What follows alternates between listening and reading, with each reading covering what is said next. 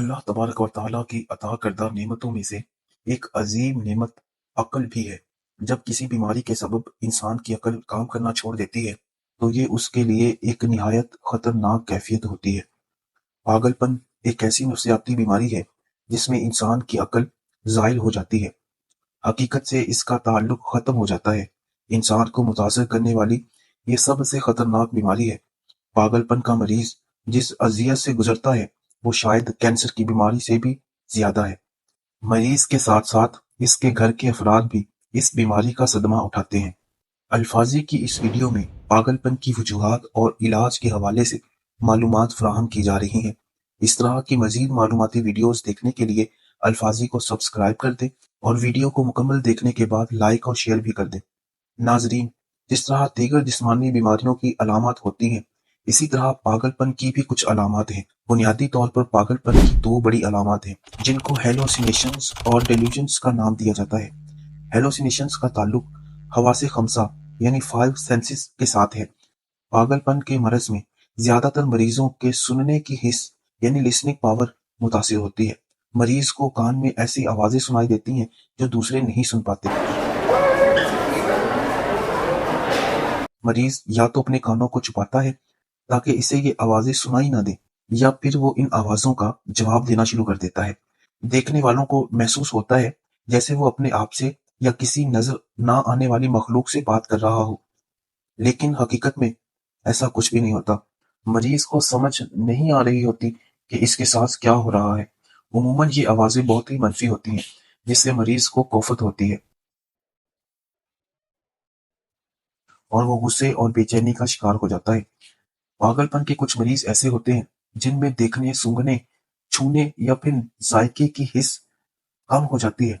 इनको ऐसी चीजें नजर आती हैं जो दूसरों को दिखाई नहीं देती, जबकि बाज मरीजों को ऐसे महसूस होता है जैसे इनके जिस्म पर कोई चीज चल रही हो। कुछ को अजीब सा जायका या बू महसूस होती है। इस तरह की अलामत बाज़ औक़ात किसी और बीमारी की वजह से भी हो सकती हैं, मसलन मिर्गी या लुई बॉडी डिमेंशिया। लेकिन ये सब अलामत मरीजों में आवाजों की निस्बत बहुत कम पाई जाती हैं। नाजरीन, पागलपन की दूसरी बड़ी अलामत वहमी बातों पर यकीन रखना है। मरीज ऐसी बातों पर यकीन रखता है जिनका सर पैर ही नहीं होता। बहुत से मरीज ये समझते हैं कि कोई न कोई इनकी जात को नुकसान पहुंचाने की कोशिश कर रहा है, या तो पुलिस इनकी तलाश में है या फिर कोई इनकी जान लेने के दर पे है। हकीकत में ऐसा कुछ भी नहीं होता, लेकिन मरीज के जहन में तरह तरह के ख्यालात नक्श हो जाते हैं और इसके बाद मरीज अपने तौर पर कुछ ना कुछ हिफाजती इंतजामात करने की कोशिश करता है। अक्सर मरीज घर से बाहर नहीं निकलते कि कहीं इनको कोई पकड़ ना ले, और बाज मरीज अपनी हिफाजत के तौर पर चाकू, छुरी या फिर कोई और हथियार यानी वेपन अपने पास रख लेते हैं, जिससे दूसरों को नुकसान पहुंच सकता है। लेकिन ऐसा होना बहुत कमयाब है। हेलोसिनेशन टेलीविजन की अलामत में से किसी एक का भी पाया जाना पागलपन की तशखीस को जाहिर करता है। मरीज की रोजमर्रा जिंदगी मफलूज होकर रह जाती है। खाना पीना, सोना, कपड़े बदलना और दीगर जरूरियात का पूरा करना बुरी तरह मुतासिर होता है। इंसान बेरबत बातें कर रहा होता है। बाज दफा मरीज अपने आप को या फिर दीगर लोगों को नुकसान पहुंचाता है। अलगरज पूरे घर का सुकून तबाह बर्बाद हो जाता है। पागलपन की वजूहात। पागलपन बजाते खुद एक अलामत है जिसकी वजह चंद एक दीगर नफ्सियाती अमराज या नशा और अशिया यानी ड्रग्स का इस्तेमाल होता है। नफ्सियाती अमराज में फिर सख्त किस्म का डिप्रेशन। इसके साथ साथ पागलपन की मुंदरजा झेल वजूहात भी हो सकती हैं। नंबर 1, अचानक जहनी अजियत, मसलन किसी की हादसाती मौत, कोई और नागहानी आफत, जुल्म का शिकार होना वगैरह। नंबर 2, बहुत ज्यादा या फिर देर पा जहनी दबाव यानी स्ट्रेस। नंबर 3, ड्रग्स का इस्तेमाल। नंबर 4, शराब नोशी। नंबर 5, बाज अद्वियात का साइड इफेक्ट। नंबर 6, जिस्मानी बीमारी जैसे ब्रेन ट्यूमर। लिहाजा ये बहुत जरूरी है कि पागलपन के मरीजों का बर वक्त डॉक्टर से चेकअप करवाया जाए। नफ्सियाती मरज हो या कोई और वजह, पागलपन का इलाज काफी हद तक मुमकिन है। इलाज करवाने में जिस कदर ताखीर की जाएगी, पागलपन इसी कदर अपनी जड़ें मजबूत करता जाएगा और फिर इलाज में खातिरखा कामयाबी नहीं होगी।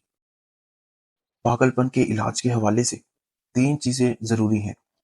पागलपन की मेडिसन, जो कि पागलपन के इलाज के तौर पे इस्तेमाल की जाती है। एंटीसाइकोटिक मेडिकेशन के इस्तेमाल से बिल्कुल नॉर्मल जिंदगी गुजार सकते हैं। एक तिहाई मरीज तो ऐसे भी होते हैं जिनको सिर्फ شروع کے چند ماہ میں ادویات کا استعمال کرنا ہوتا ہے اور کچھ مریضوں کو یہ میڈیسن عمر بھر کے لیے لینا پڑتی ہے۔ ناظرین، ایک ماہر نفسیات ہی اس بات کا تعین کر سکتا ہے، لہٰذا ہمیں ڈاکٹر کی ہدایت کو ماننا چاہیے۔ نمبر 2، سائیکو تھراپی اور اسی طرح سماجی ضروریات میں مدد اور تعاون پاگل پن کے علاج میں سے ہے۔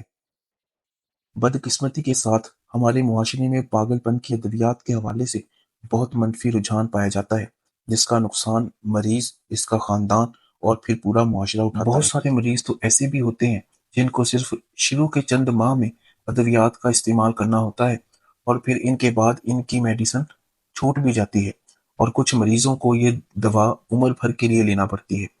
پاگل پن کی وجہ سے خود سوزی یعنی سیلف ہارم اور خودکشی یعنی سوئسائڈ کی شرح میں اضافہ ہو جاتا ہے۔ پاگل پن کے 30% مریض کسی نہ کسی طرح خود سوزی میں مبتلا رہتے ہیں، یعنی اپنے آپ کو نقصان پہنچاتے رہتے ہیں۔ کم و بیش 5 سے 10% مریض اپنی جان خودکشی کے ذریعے ختم کر دیتے ہیں۔ اس کا زیادہ خطرہ ہاسپٹل میں داخلے کے وقت یا پھر ہاسپٹل سے ڈسچارج ہونے کے ابتدائی چند ایام میں ہوتا ہے، لہٰذا ان اوقات میں مریض کی انتہائی دیکھ بھال کرنا ضروری ہے۔